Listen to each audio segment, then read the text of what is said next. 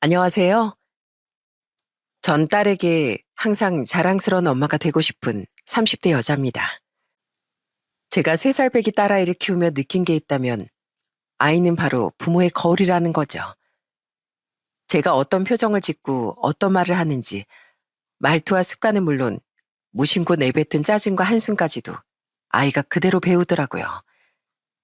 오늘 사연에서 말씀드리겠지만 시누이가 남들이 하지 말라는 걸 일삼는 것도 솔직히 시모의 영향을 무시할 수 없는 것 같습니다. 제가 이렇게까지 말씀드리게 된 충격적인 사연을 지금 바로 말씀드릴게요. 전 남편과 캠퍼스 커플이었어요. 서로 과는 달랐지만 영어 스터디를 하다 친해지게 되었고 그 뒤로 연인으로 발전해 결혼까지 하게 되었죠. 늘 돈 없고 찌질하던 학생 때와 취준생 시절을 함께 겪었다 보니 남편과 제 사이엔 이성 간의 사랑을 넘어선 끈끈한 전우애 같은 게 있다고 해야 할까요? 생각해보면 성인이 된 후 제 인생의 대소사를 가장 가까이서 함께한 게 남편이더라고요. 결혼 전에 언젠가 남편과 심심풀이로 심리 테스트 같은 걸 한 적이 있었어요. 음, 내가 제일 기뻤을 때를 떠올려 보라고? 그게 언제더라? 대학교 3학년 때 장학금 받았을 때가 제일 기뻤나? 아닐걸? 잘 생각해봐.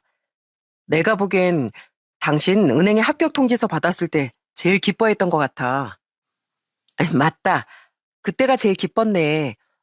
오빠는 어떻게 나보다 나를 더 잘 알아? 가만 보면 나랑 관련된 일이라면 하나도 안 잊어먹는 것 같아. 당연하지.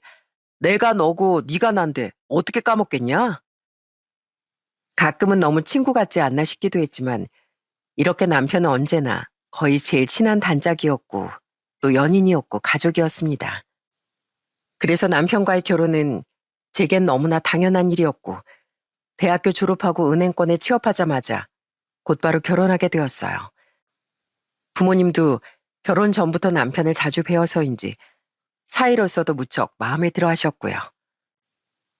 너희 둘이 언제 결혼할까 싶었는데 우리 바람처럼 둘 다 취업하자마자 결혼한다니 정말 좋구나.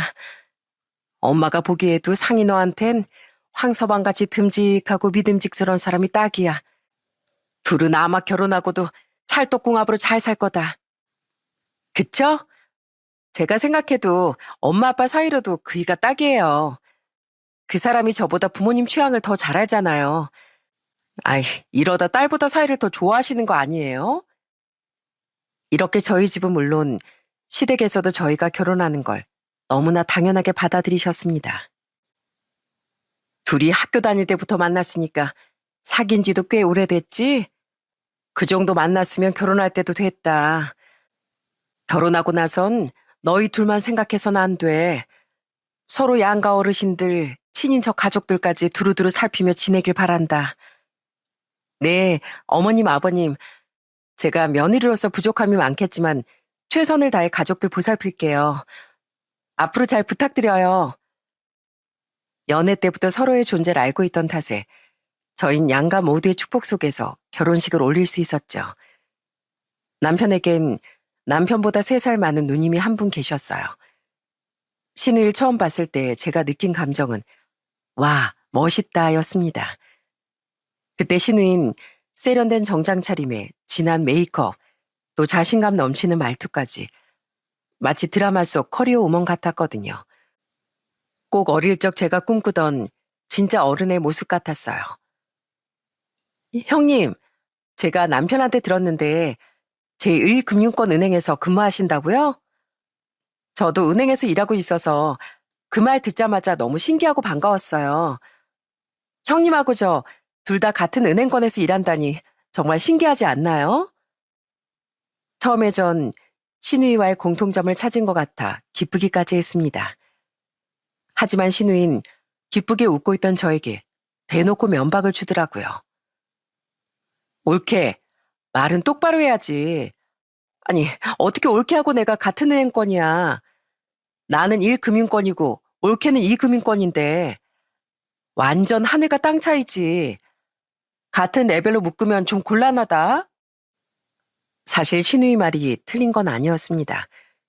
신우이는 당시 우리나라 3대 은행에 다니고 있었고 전 중소형 은행에 근무 중이었거든요. 그래도 대놓고 차이를 두고 말하니 정말 무안하더군요. 하지만 이제 한 식구가 될 사이인데 그런 거로 굳이 차이를 두는 것도 굳이 싶었습니다. 그쵸. 같은 은행이라도 형님과는 조금 다르겠죠. 하지만 전혀 다른 직무에서 일하는 것도 아니고 피차 같은 은행원인데 크게 다른 게 있을까요? 다른 게 왜 없어? 올케가 다니는 구멍가게만한 은행하고 내가 다니는 제일금융권 은행이 어떻게 똑같아? 올케 그렇게 안 봤는데 놀부심보가 있네. 앞으로 말 조심해. 신우인 그러더니 크게 화를 내며 자리를 피해버리더군요. 저는 대체 제가 뭘 잘못했나 싶었지만 그래도 형님 되시는 분이고 결혼 초부터 집안의 분란을 만들고 싶지 않았어요. 그래서 형님께 정중히 사과드렸습니다. 형님, 전에 제가 한 말 때문에 기분 많이 상하셨어요? 죄송해요. 전 그런 의도로 한 말이 아니었는데 뭔가 오해를 불러일으킨 것 같네요. 이제 와서 무슨 사과를? 왜? 승조가 가서 사과하고 오래? 내가 이번 한 번만 찾고 넘어가는 거야. 아무리 가족 간이라도 인정할 건 인정하고 넘어가야지. 안 그래? 여기서 형님이 말하는 인정이란 형님의 은행과 제가 일하는 은행의 차이를 인정하라는 뜻이었죠. 여러분도 이제 느끼셨겠지만 저희 형님 성격이 이래요. 형님은 매사에 인정받고 싶어하고 본인 뜻대로야 속이 풀리는 스타일이었거든요. 아무래도 이런 성격이다 보니 가장 곤욕을 겪는 건 바로 형님의 남편, 심애부였습니다. 저희 심애부 성격이 참 유순하고 조용한 분이었는데 신우이가 그런 심애부를 휘어잡고 자기 마음대로 부려먹는 모습이 종종 보이더라고요. 이번 주에나 청주로 결혼식 가야 하는 거 알지? 그때 좀 일찍 출발하자고. 차 막혀서 도로에 서 있는 거 딱 질색이야. 어? 그때 나도 같이 가야 하는 거야? 나 그날 부장님하고 아침 일찍 등산 가기로 했는데. 아니, 와이프가 지방으로 결혼식 가는데 당연히 데려다 줘야 하는 거 아니야? 그걸 꼭 내 입 아프게 말로 해야 돼? 그럼 새벽부터 구두 신고 정장 입고 고속버스 타고 가라는 거야? 아니야. 알겠어. 내가 데려다 줄게. 부장님껜 사정 말씀 한번 드려봐야지. 가끔 보면 심애부는 신우의 남편이 아니라 말 잘 듣는 머슴 같았어요. 이것뿐만 아니라 신우인 심애부의 휴대폰을 수시로 검사하고 마음에 안 드는 게 있으면 용돈까지 압수하더라고요. 심애부가 남편이 아니라 신우의 아들이었어도 이 정도 되면 크게 화를 냈을 겁니다. 하지만 착한 심애부는 그저 매번 알겠어 알겠어 하고 신우의 말을 다 들어주더라고요. 남편도 그런 심애부가 안타까웠는지 시간 날 때마다 자주 술도 먹고 기분도 풀어주려고 했습니다. 매영, 오늘 저랑 소주 한잔 하시죠. 매영 좋아하시는 매운탕 잘하는 집 알아놨거든요. 참 우리 누나도 너무해요. 그죠? 어떻게 매영한테만 그렇게 화풀이를 다 하는지 원. 저도 어릴 때 누나한테 맞기도 많이 맞고 엄청 싸웠다니까요. 지금은 그 성격을 알아서 피하는 거죠. 처남도 고생 꽤나 했겠네. 에휴, 그래도 어쩌겠나. 내가 하나뿐인 남편인데 아내한테 맞춰줘야지. 저 사람이 은행에서 일하면서 스트레스가 많아서 그래. 연애 때는 얼마나 천사 같았는데. 제 생각에도 그나마 심애부 같은 성격이니까 그때까지 별 문제 없이 지냈지. 다른 집이었으면 벌써 사달이 나도 몇 번은 났을 겁니다. 저희 시모는 이런 신우의 성격이 시원시원해서 좋다며 오히려 두둔하는 편이었어요. 요즘은 여자들도 어디 가서 할 말은 하고 살아야 한다. 그리고 우리 딸이 영 틀린 소리 하는 것도 아니더만 걔가 어디 좀 똑똑한 애야? 우리나라에서 세 손가락 안에 든 은행에서 일하는 인재 아니냐. 그러면 걔가 하는 말이 맞겠지 뭐. 시모는 신우이가 메이저 은행에 다니는 걸 정말로 자랑스러워했습니다. 신우이나 저나 결혼하고도 한참 동안 아이가 생기지 않았는데 시모는 그 이야기를 꺼내면서도 저와 신우이 직장을 비교하더라고요. 우리 지민이 워낙 큰 은행에서 일하니까 하는 일도 바쁘고 신경 쓸 것도 많아서 아이를 천천히 갖는 된다. 그런데 세아가 넌 그 정도로 힘든 일 하는 것도 아니잖니? 그럼 우선 너 애부터 가는 게 낫지 않겠어? 어머님, 저도 똑같이 은행 일 하는 거예요. 그리고 아가씨가 저보다 나이도 훨씬 많으시잖아요. 아이를 가질 계획이시라면 아가씨가 더 급한 거 아닐까요? 걘 일이 바빠서 그런 거라니까. 네가 그런 큰 은행에서 일해본 것도 아니면서 뭘 안다고 그래. 아, 어떻게 시골은행이랑 대도시 은행이랑 같을 수가 있겠니? 시모는 신우의 학벌이나 직장이 마치 본인의 스펙인 것처럼 반응하더라고요. 시모와 신우인 성격도 비슷한 것 같더니 갈수록 얼굴마저 비슷해가는 것 같았죠. 엄마, 나 다니는 피부 관리샵 이번에 바꿔야겠어. 전에 다니는 샵 직원들은 무슨 얘기가 안 통한다니까? 재테크 얘기를 해도 하나도 못 알아듣고 조그만 수준 높은 얘기라면 하나같이 입을 다문다니까. 지들이 모르는 얘기니까 그렇겠지 뭐. 네가 참어. 아, 그 사람들 수준하고 네 수준하고 같겠어? 엄마가 회원권 끊어줄 테니까 다른 샵으로 당장 바꿔. 옆에서 시모와 신우의 얘기를 듣고 있는데 어이가 없어 웃음이 나올 것 같더라고요.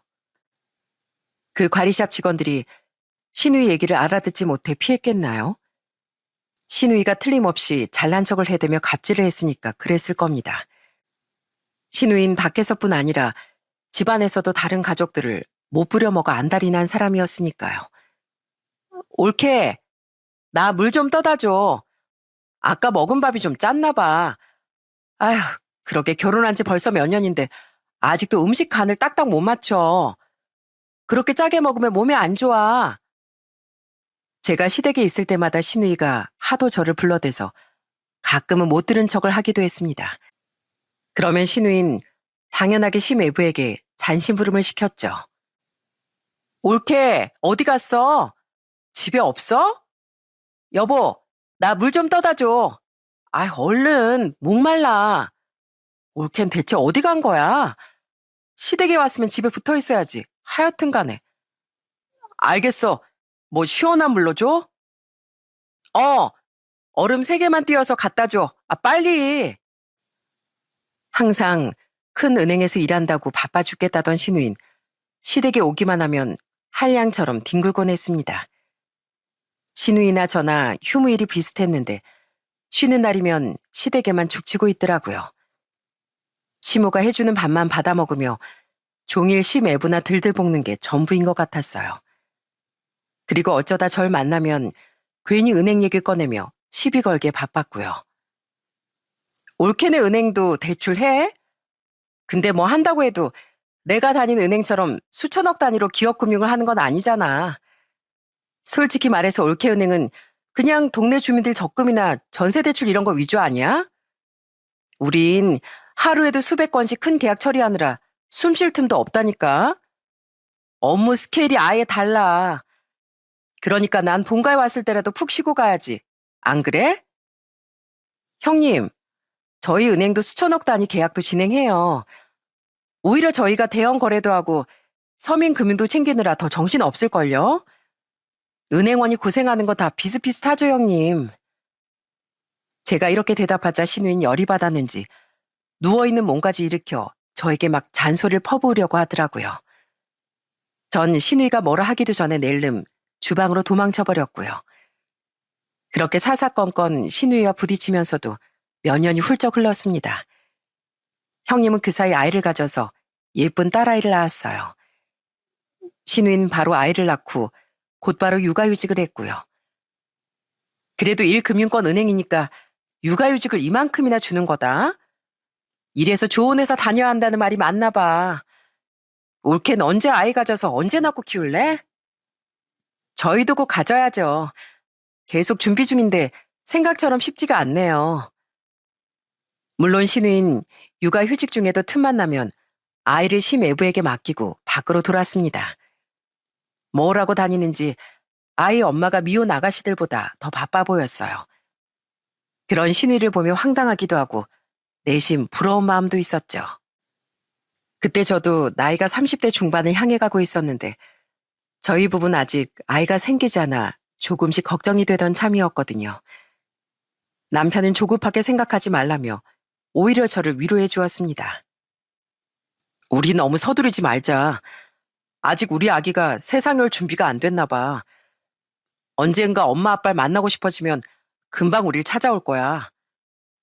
그렇겠지? 근데 스트레스 안 받으려고 해도 자꾸 나이만 먹어가니까 걱정이 많네. 그렇게 걱정만 늘어가던 어느 날, 그날도 바쁘게 회사 일을 마치고 퇴근하던 길이었어요. 그날따라 몸이 무겁고 피곤하더라고요. 처음엔 요즘 일이 바빠서 그렇겠지 했는데 며칠이 지나도 피로가 가시질 않더라고요. 전 혹시나 하는 마음에 퇴근길에 약국에 들러 임신 테스트기를 사왔어요.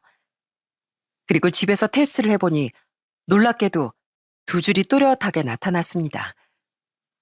저희에게 그렇게도 기다리던 아기가 찾아온 거였어요. 전 너무 기뻐서 이 소식을 곧장 남편에게 알렸습니다. 여보, 지금 어디야? 집에 오고 있어? 나 당신한테 할 말 있어. 거의 다 도착했어. 왜? 뭐 필요한 거 있어? 맥주 몇 캔 사갈까? 아니, 나 이제 맥주 못 먹어. 여보, 놀라지 말고 들어. 나 임신한 거 같아. 요즘 몸이 이상해서 방금 테스기 해보니까 두 줄이야. 당신 아빠 됐어. 뭐라고? 그게 정말이야? 나 얼른 집에 갈게. 조금만 기다려. 아니다. 아무것도 하지 말고 침대에 편안히 누워 있어. 남편은 정말로 총알 택시라도 타고 왔는지 20분도 되지 않아 손살같이 집에 달려왔더라고요. 그리고 아직 티도 나지 않은 제 배를 붙잡고 눈물까지 글썽였답니다. 여보, 여기에 진짜 우리 아이가 있단 말이지? 고마워. 그리고 미안해. 그동안 마음고생 많았지? 앞으로 내가 잘할게. 우리 아이하고 당신 고생 안 시키게 내가 더 열심히 살게. 아가야, 아빠 목소리 들리니? 당신도 참 병원에 가서 확실하게 검사 받아봐야 돼. 뭐 벌써부터 아빠 목소리가 들리겠어? 그래도 당신이 이렇게 기뻐하니까 나도 정말 기쁘다. 우리 정말 좋은 부모가 되자고. 저희 부부는 그 다음날 바로 병원으로 향했고 홍할 만한 아기 집도 확인할 수 있었어요. 저희 부부는 물론이고 온 가족이 오랫동안 기다려온 아이 소식이라 모두가 정말 크게 기뻐했습니다. 특히 저희 부모님은 임신한 지 몇 주 되지도 않았는데 벌써 조리원을 예약해 주신다며 성하셨죠. 요즘 조리원은 일찍부터 예약한다더라. 엄마 아빠가 주변 사람들한테 물어서 최고급으로 알아보고 있으니까 그건 우리한테 맡겨둬. 넌 그저 몸 관리 열심히 하고 건강한 아가 만나길 기도하고 있거라. 엄마, 이제 겨우 아기지만 확인하고 왔는데 벌써 조리원을 알아보세요? 하여간 우리 엄마 못 말린다니까. 아빠도 많이 좋아하시죠? 저 안정이 되면 바로 본가로 찾아뵐게요. 평소에 저에게 인색하셨던 시댁 식구들도 제 임신 소식엔 기쁨을 감추지 않으셨습니다. 시모는 남편 전화를 받자마자 아이고, 우리 집에 다시 경사가 났구나. 경사가 났어. 축하한다, 우리 아들. 그리고 며느라 축하한다. 하시며 한껏 기뻐하셨고 시아버지도 옆에서 잘했다, 잘했다 하시며 연신 좋아하셨어요. 유일하게 떨떠름하게 반응한 사람이 있다면 그건 저희 신우였습니다. 옳게, 소식 들었어. 그런 일 있으면 나한테 직접 얘기해야 되는 거 아니야? 내가 엄마한테 전해드려야겠어? 승조개도 이런 일 있으면 지 누나한테 전화를 해야지. 에휴, 아무튼 뭐 축하해. 그럼 직장은 관두는 건가? 아니요. 전 아이 낳고 육아휴직 끝나면 바로 복직 할 생각이에요. 힘들게 들어간 직장이기도 하고 근무도 마음에 들고요. 그래? 뭐 잘난 직장이라고 애 낳고까지 직장에 다닌대. 괜히 무리하지 마. 애 엄마한텐 애 잘 키우는 게 중요하지. 옳게 직장 정도면 나 같았으면 관두고 아이부터 보겠다. 전 그때 신우의 말을 듣고 이제까지 참아오던 모든 감정이 터진 것 같았어요. 그래서 신우에게 당당하게 따졌죠. 형님, 제 선택을 그렇게 함부로 평가하지 마세요. 형님의 기준이 꼭 정답은 아니잖아요. 형님 눈엔 제가 다니는 직장이 별거 아닌 것으로 보일 수 있겠지만 저에겐 제 직장이 아이만큼이나 소중하고 제 인생의 중요한 부분이에요. 형님도 본인 커리어 지키려고 노력하시잖아요. 그래서 퇴직 안 하고 육아휴직 하시는 거고요. 저도 마찬가지예요. 앞으로는 제 선택을 깎아내리는 대신 응원이나 해주셨으면 좋겠네요. 제 아이의 고모가 맞다면요. 제가 눈을 똑바로 뜨고 바른 소리를 하자 신우인 대꾸도 못하고 그저 허공에 손가락질만 하고 있더라고요. 이후로도 신우이가 제 직장을 들먹이며 무시할 때마다 절대 지지 않고 한마디 한마디 전부 받아쳤어요. 그랬더니 그 다음부턴 아예 절 본체 만체하더라고요. 형님 오셨어요? 조카는 심해부가 데려오시나 봐요. 아, 여기 모기가 있나? 누가 옆에서 자꾸 윙윙거려? 하지만 전 신우이가 절 투명인간 취급하니 오히려 편하더라고요. 괜히 옆에 와서 시비 거는 사람도 없었고 물심부름을 시키는 사람도 없었으니까요. 물론 그만큼 심해부가 고생을 하시긴 했습니다. 그로부터 10개월이 지나 전 건강한 딸아이를 낳았어요. 남편은 눈물까지 흘리며 우리의 첫 아이를 안았습니다. 여보, 우리 아이 얼굴 좀 봐. 당신이랑 엄청 닮았어. 너무 예쁘지? 정말 고생 많았어. 딸, 내가 네 아빠야. 남편은 회사에 장기 휴가까지 내고 조리원에서 저와 거의 함께 생활을 했어요.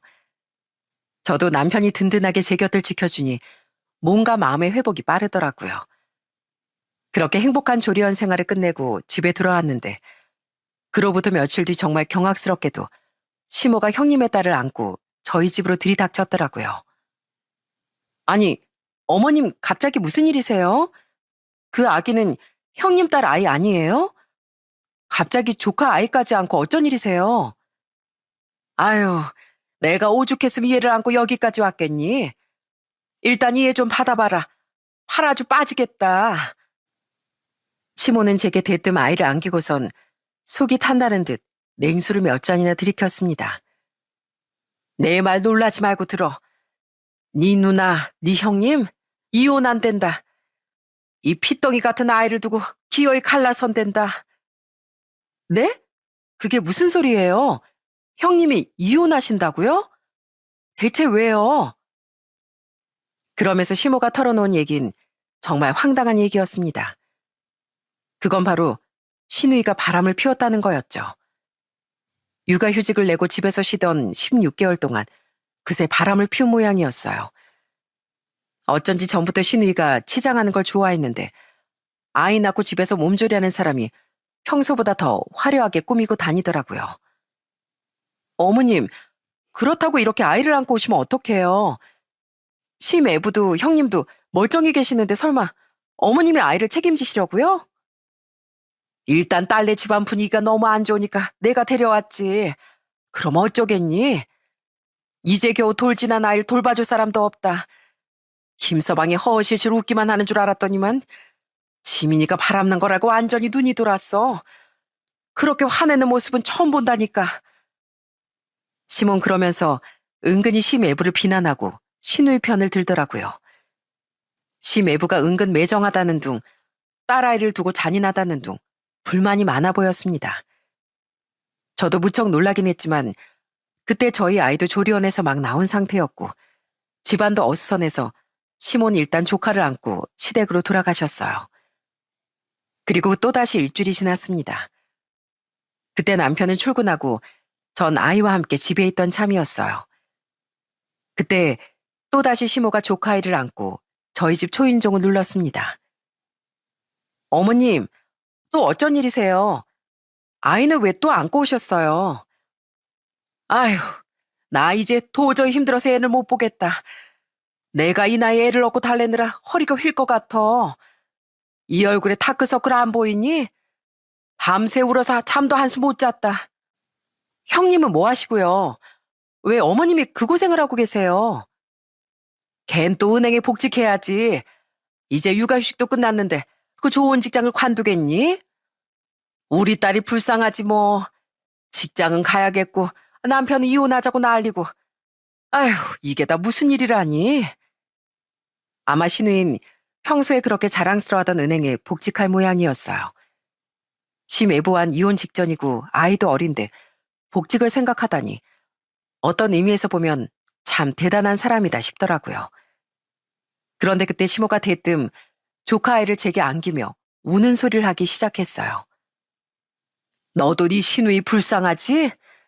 너도 자식 키우는 처지니까 어떤 마음인지 알 거 아니냐.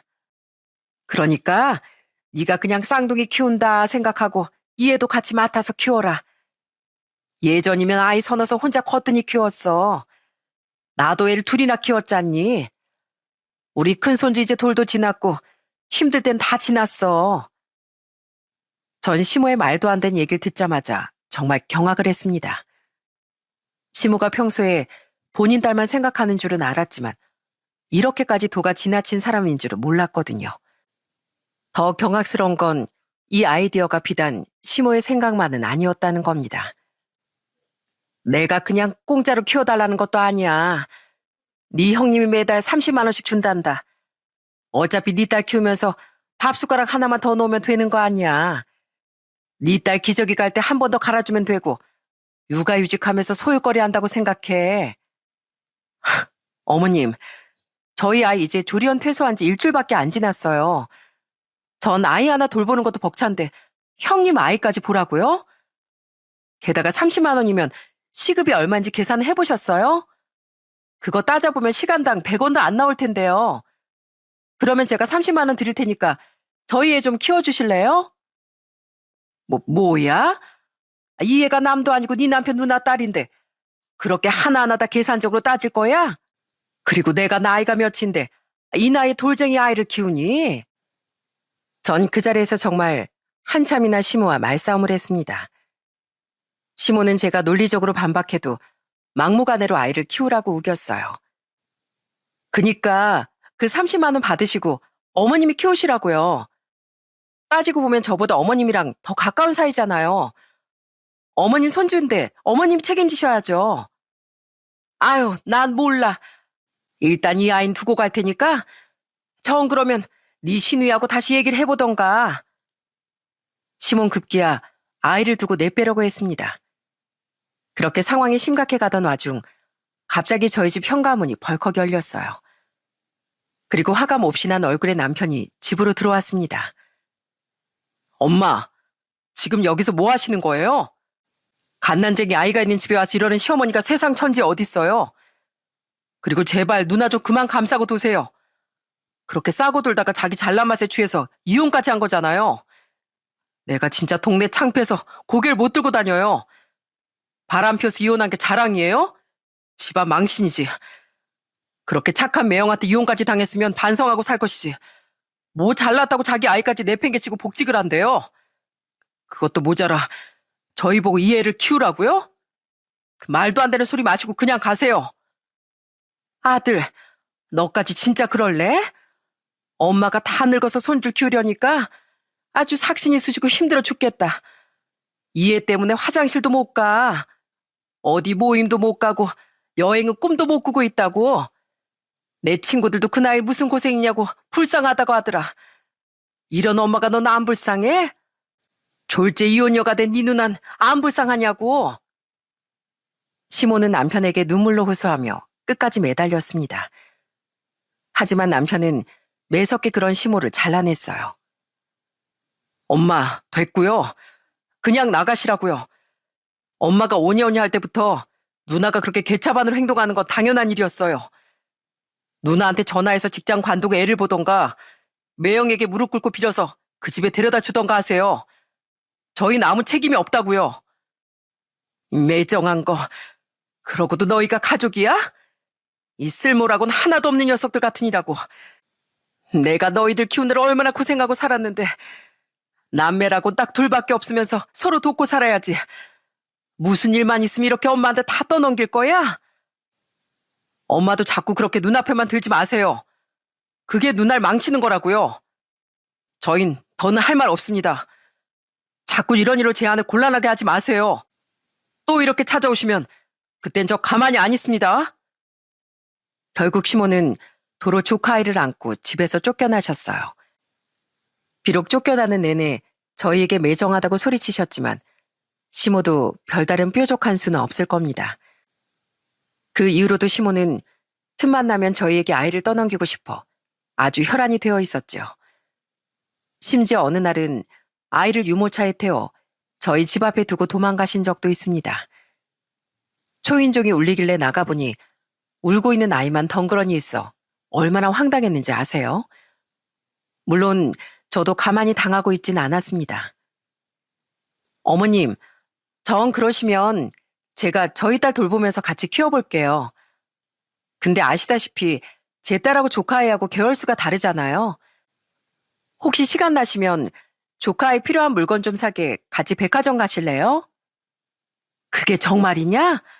잘 생각했다. 역시 우리 며느리가 이해심이 넓어. 내가 지금 당장 나가마.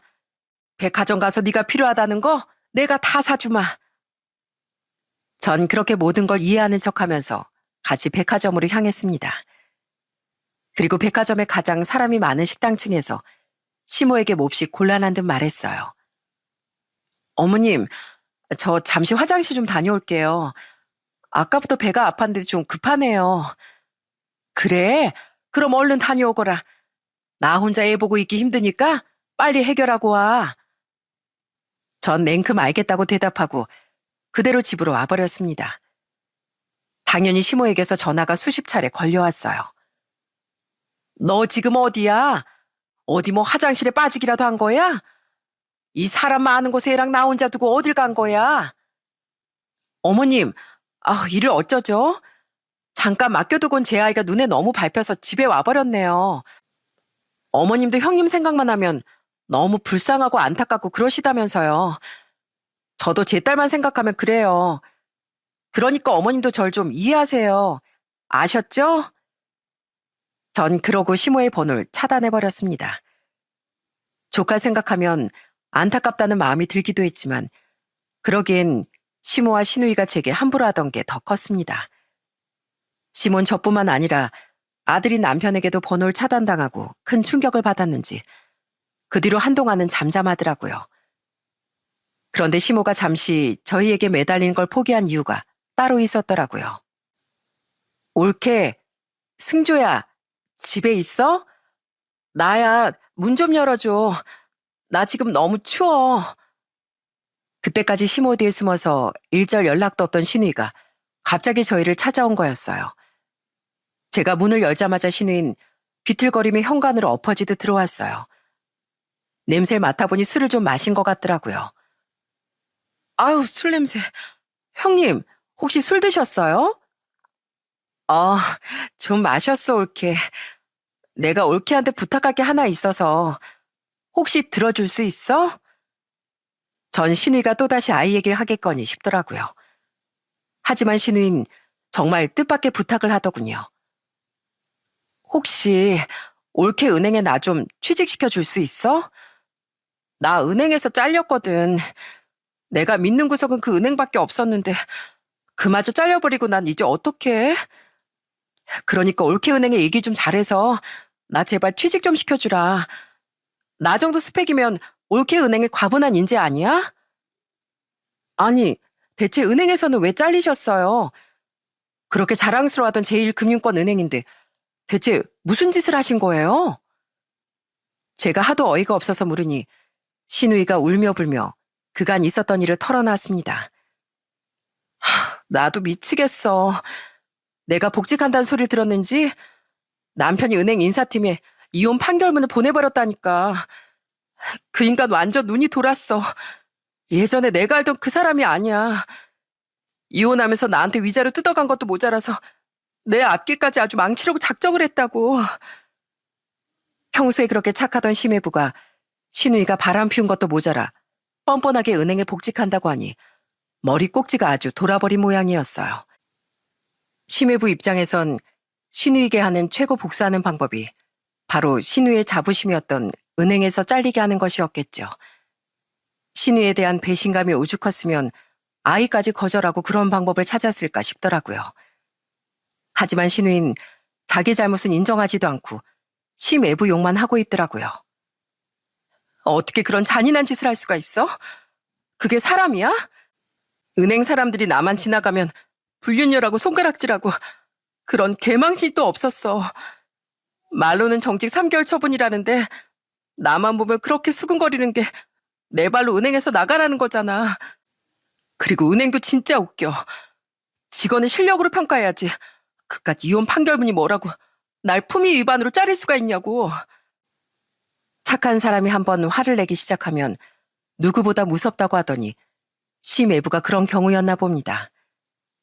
심외부는 양육권까지 신우에게 넘기고 시댁과의 모든 연락과 접촉을 차단했다네요. 정말 오죽했으면 그랬을까요? 오죽했으면요. 전 아직까지도 잘못을 모르는 신우에게 따끔하게 말했습니다. 형님, 정말 아직도 느끼는 게 없으세요? 심외부처럼 착하고 형님밖에 모르던 분이 그렇게까지 한 이유가 뭐겠어요? 형님이 바람 피우고 반성은 하나도 안 하시니까 그런 거잖아요. 제발 양심 있게 좀 행동하세요. 직장만 좋은 데 다니면 뭐해요? 자기 반성이 하나도 안 되는데 아무리 좋은 직장이면 뭐 하겠냐고요. 사람 구실을 먼저 해야죠. 형님 아이에게 부끄럽지 않은 엄마가 되세요. 제발요. 제가 그렇게까지 말하는데도 신우인 계속 억울하다는 소리만 하고 있더라고요. 아마 정신 차리려면 시간이 꽤 필요한 것 같더라고요. 나중에 같은 은행권 지인에게 들어보니 심외부가 신우이가 일하는 은행의 주거래 고객이었나 봐요. 아무래도 신우이 체면이 있으니 심외부 회사에 대출이 필요할 때 은행과 다리도 놔주고 대출 받을 일이 있으면 신우이 은행에 대출을 받으라고 여기저기 추천도 많이 해주었던 것 같습니다. 은행 입장에선 신우이가 품위 위반으로 은행 이름에 먹칠을 하고 주거래 고객까지 잃게 생겼으니 신우이에게 불이익을 준 것이었죠. 신우이는 인사팀에 불려가 경리스를 쓰고 모든 직원들이 보는 앞에서 질책까지 받았다고 합니다. 신우이는 그걸 전부 심외부 탓으로 돌렸지만 제가 보기엔 그건 전적으로 신우이 스스로 자초한 일이에요. 은행에서 요구하는 기본적인 직업 윤리조차 지키지 못한 건 본인이었으니까요. 옳게도 그러는 거 아니야. 내가 그냥 공짜로 아이를 맡아달라는 것도 아니고 매달 70만 원씩이나 준다고 했는데 그걸 그렇게 매몰차게 거절해? 어쩜 사람이 동정심도 없냐? 네? 30만 원이 아니고 70만 원이었어요? 어머님이 그 와중에 중간에서 40만 원이나 가로채로 가셨나 보네요. 진짜 웃기고 황당한 건 이렇게 다급한 상황에 시모와 신우이도 서로 입장만 생각해서 손발이 안 맞는 행동을 하고 있었다는 겁니다. 시모는 신우이가 제게 매달 70만 원씩 준다는 걸 가운데서 가로채 30만 원을 주겠다고 했더라고요. 전 시모와 신우이가 더는 말이 안 통하는 작자들이라는 걸 인정하고 신우이도 그대로 집에서 내쫓아버렸습니다. 그러길 또 며칠이 지난 후 정말 오랜만에 심외부에게 전화가 걸려왔어요.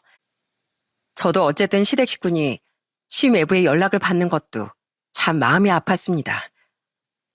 처남 때 접니다. 그동안 잘 지내셨어요? 이렇게 뒤늦게 연락드려서 미안하게 됐어요. 처남하고도 방금 통화를 마쳤습니다. 저희 사정 다 들으셨죠?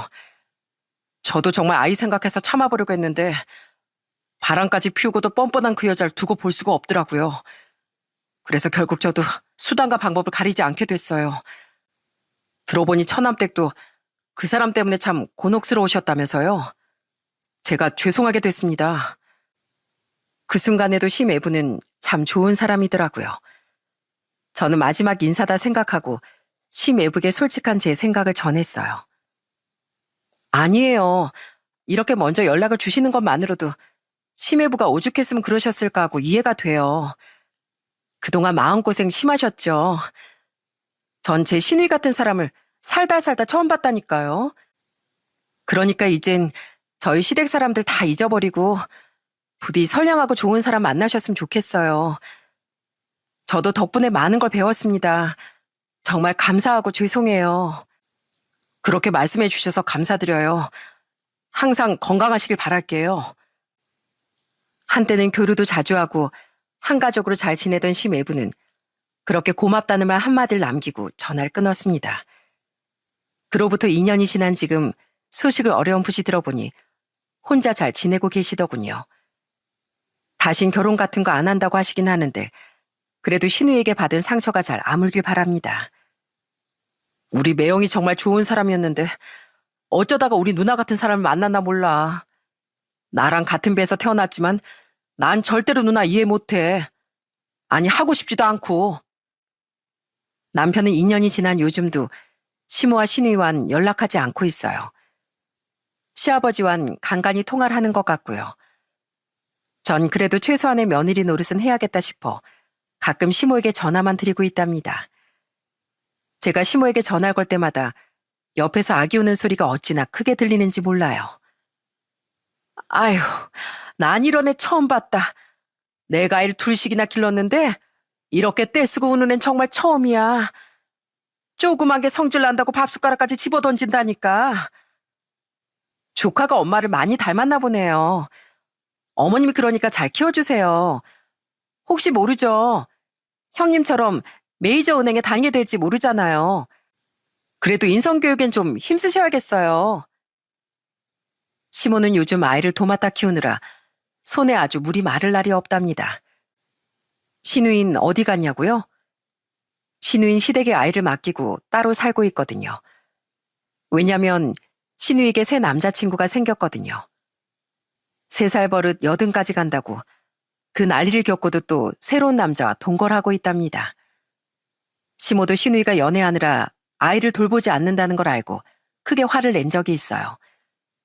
그때 신우의 대답이 어찌나 황당하던지 아직도 그 표정이 기억난답니다. 넌 이 나이에 손녀 키우고 있는 엄마가 불쌍하지도 않냐? 멀쩡한 엄마가 있는데 왜 할머니한테 애를 던져놓고 넌 돌볼 생각을 안 하니? 아, 그거야 엄마가 훨씬 잘 키울 테니까. 엄마가 할머니잖아. 나 같은 엄마 밑에서 자라는 것보다 차라리 할머니 손에 크는 게 훨씬 나을걸? 그러지 말고 몇 년만 딱 더 키워줘. 나도 이제 내 인생 살고 싶다고. 그럼 너도 나한테 양육비 정도는 줘야지. 어떻게 기저귀 한 번을 안 사오고 전부 늙은 부모한테 떠맡길 수가 있니? 내가 자식을 잘못 키웠다, 잘못 키웠어. 아들놈은 엄마 싫다고 전화도 안 받고 딸이란 것은 지 자식을 나한테 던져주고 나 몰라라 하고. 아휴, 내가 누굴 탓하겠니? 한창 손주들 재롱만 보기에도 부족할 나이에 졸지에 시모는 항원 육아하느라 허리 한번 못 피고 고생을 하고 계시네요. 저도 딸아이를 키우며 잠 못 자고 고생 중이긴 하지만 그래도 제 아이는 온전히 저의 책임이라는 마음으로 하루하루 살아가고 있습니다. 그런데 형님은 그 기본적인 책임조차 회피하려고 드니 전 정말 이해할 수가 없네요. 아이는 부모가 키우는 게 당연한데 본인 욕심 때문에 친정 부모에게 떠넘기고 그걸 또 당연하게 여기는 모습이 참 한심하기 짝이 없는 것 같습니다. 저희 친정 부모님도 자주 손녀를 보고 싶어 하시고 종종 돌봐주겠다는 말씀도 하세요. 너도 회사 복직한 지 얼마 안 돼서 일과 육아를 병행하기 힘들지 않니? 우린 괜찮으니까 너 일할 때만이라도 우리가 아이를 돌봐줄까 한다. 말씀만으로도 든든하네요. 그래도 이가 곧 육아휴직 내서 1년간은 아이를 돌볼 예정이에요. 전 아무리 손주라도 엄마 아빠가 고생하는 거 싫거든요. 지금처럼 이렇게 손주 보고 싶을 때 언제든지 놀러 오세요. 물론 전 부모님의 제안을 정중히 거절했습니다. 아이를 이 세상에 오게 한 것도 책임지고 건강한 어른으로 키우는 것도 저희 부부 일이잖아요. 전 제 아이가 부모에게 사랑받으며 자라는 모습을 보여드리고 싶고 또 저희 부부가 스스로 부모 역할을 잘 해내고 있다는 걸 당당하게 보여드리고 싶습니다. 남편도 이런 제 생각에 전적으로 따라주고 있고요. 우리도 자라면서 겪어봐서 알지만 아이가 부모 곁을 떠나는 건 정말 금방이잖아. 난 우리 딸이 다 커서 독립하기 전까진 내 손으로 키우고 최대한 많은 시간을 함께하고 싶어. 우리가 좀 힘들다고 해도 나중에 돌이켜보면 잘한 결정일 거라 믿어. 나도 그래. 이렇게 사랑스러운 딸이랑 매일 같이 있고 싶지. 다른 사람 손에서 키우고 싶지 않네. 우리 딸 이런 부모 마음을 알아나 줄까? 제 아이가 설사 이런 제 마음을 몰라준다고 해도 괜찮습니다. 제가 가장 1순위로 바라는 건 언제나 아이의 건강과 행복이니까요. 신우도 정말 자기 자식을 생각한다면 최소한 부모로서의 책임은 다해야 하지 않을까 싶습니다. 힘들다고 귀찮다고 본인 삶이 중요하다고 아이를 떠넘기는 건 결국 그 아이의 행복을 빼앗는 일이잖아요. 하지만 사연을 쓰고 있는 이 순간에도 시모와 신우에게 차례로 메시지가 날아오고 있네요. 어머마, 주말에 반나절만이라도 이 아이 좀 돌봐줄 수 없을까? 아니면 딱 3시간만이라도. 나도 숨 좀 쉬고 살자. 네 시아버지도 아이 좀 봐달라고 했더니만 멀뚱멀뚱 쳐다만 보고 있다. 아휴, 내가 아주 속이 터져서 못 살겠어. 그러니까 착한 네가 나 좀 도와다오. 옳게. 엄마가 나한테 계속 전화하고 난린데 나 남자친구 눈치 보여서 죽겠어. 그러니까 올케가 연락받아서 대충 맞장구 좀 쳐주면 안 돼? 엄마가 자꾸 그러는 거 그거 힘들다고 투정 부리시는 거야. 누구라도 그 투정을 받아주면 한동안 또 조용히 하실 텐데. 전 오늘도 조용히 메시지 삭제 버튼을 누릅니다. 제 가족을 챙기기에도 시간이 아깝거든요. 제가 시누이를 겪으면서 깨달은 게 몇 가지 있어요. 우선 가족이란 가장 가까운 사람들임에도 때로는 가장 큰 상처를 주는 것 같습니다. 그래서 서로에게 더욱 조심하고 예의를 지켜야 하는 관계인 것 같네요. 동시에 저 역시 가족에게 먼저 예의를 지키고 상처 주지 않으려고 노력하고 있고요. 가족을 지키는 일이 곧 저를 지키는 일이고 저를 지키는 일이 곧 가족을 지키는 일이라는 걸 알았거든요. 예전에 어떤 책에서 자신을 사랑할 줄 모르는 사람은 진정으로 타인을 사랑할 수 없다는 말을 들은 적이 있는데요. 그 말처럼 내 자신을 사랑하고 내 자신에게 떳떳해야 가족을 비롯한 타인을 돌볼 마음이 생기는 것 같네요. 스스로의 행복과 평화를 지킬 때 비로소 진짜 사랑이 시작되잖아요. 내가 행복해야 내 아이도 또 내 가족도 행복할 수 있다는 사실을 잊지 말아야 할 것 같아요. 저도 이 사연을 듣고 있는 여러분도 더 많이 사랑하고 더 많이 힘을 낼 수 있는 하루를 보내길 바랍니다. 지금까지 제 이야기 들어주셔서 진심으로 감사합니다.